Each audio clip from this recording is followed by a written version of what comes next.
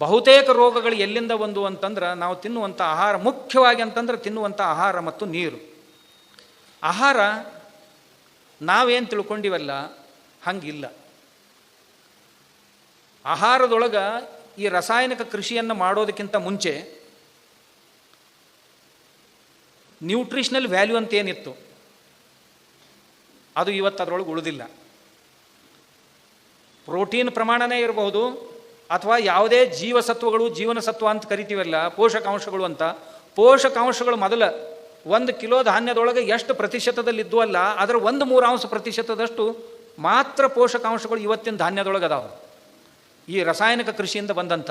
ಇವತ್ತೇ ಮತ್ತೆ ಯಾರಾದರೂ ಸಾವಯವ ಕೃಷಿಯನ್ನು ಮಾಡಿದ್ರು ಅಂತಂದ್ರೆ ಸರ್ವಸಾಧಾರಣವಾಗಿ ಅದರಲ್ಲಿ ಲೆಕ್ಕ ಹಾಕಿದ್ರೆ 15% ಪ್ರೋಟೀನ್ ಇತ್ತು ಅಂತಂದ್ರೆ, ರಾಸಾಯನಿಕ ಕೃಷಿಯಿಂದ ಬೆಳೆದಂಥ ಬೆಳೆ ಇತ್ತು ಅಂತಂದ್ರೆ